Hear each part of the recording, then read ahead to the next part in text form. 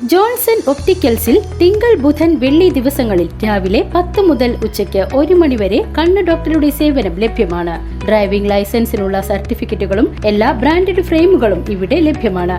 കൂടാതെ ഡോക്ടർമാർ നിർദ്ദേശിക്കുന്ന എല്ലാത്തരം കണ്ണടകളും ജോൺസൺ ഒപ്റ്റിക്കൽസിൽ നിന്നും ലഭിക്കുന്നു.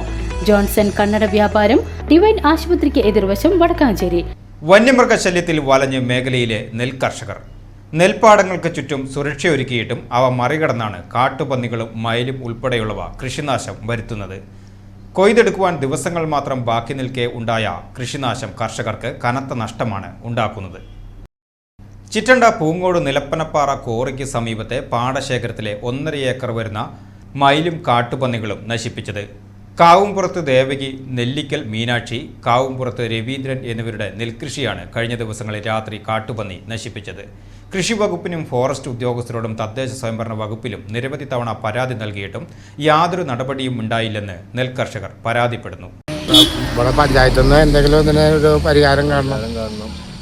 ഇവിടെ ഒന്നും ചെയ്യാൻ ഫോറസ്റ്റുകാരും സമ്മതിക്കില്ല. ഒരു കമ്പി പോലും കെട്ടാൻ ഇവിടുത്തെ ഫോറസ്റ്റ് ഉദ്യോഗസ്ഥന്മാർ സമ്മതിക്കില്ല. കൊയ്തെടുക്കുവാൻ 10 ദിവസം മാത്രം ബാക്കി നിൽക്കെ വിളഞ്ഞ നെൽപ്പാടമാണ് കാട്ടുപന്നി ശല്യം മൂലം നശിച്ചത്. ഉദ്യോഗസ്ഥർ ഇടപെട്ട് കർഷകർക്ക് ആവശ്യമായ നഷ്ടപരിഹാരം ലഭ്യമാക്കണമെന്നാണ് കർഷകരുടെ ആവശ്യം.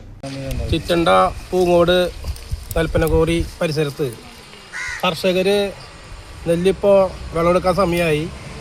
അപ്പോൾ കാട്ടുപന്നിയുടെ അതിരൂക്ഷമായ ശല്യമാണ് ഇപ്പോൾ നടന്നുകൊണ്ടിരിക്കുന്നത്. ഇവിടെ തൊട്ടപ്പുറത്ത് പല ആൾക്കാർ കൃഷി ചെയ്തിട്ടുണ്ട്.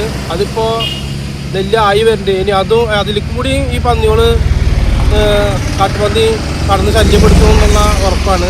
അപ്പം അതിന് വേണ്ടിയിട്ട് നമ്മുടെ പഞ്ചായത്തും കൃഷി ഓഫീസറും ഫോറസ്റ്റും ഈ പാടശേഖര കമ്മിറ്റി എല്ലാവരും ഒത്തുചേർന്നുകൊണ്ട് ഇതിന് തീരുമാനം എടുക്കണം. അല്ലെങ്കിൽ കർഷകർ വളരെ ദുരിതത്തിലാവുമെന്ന് പറയാണ്.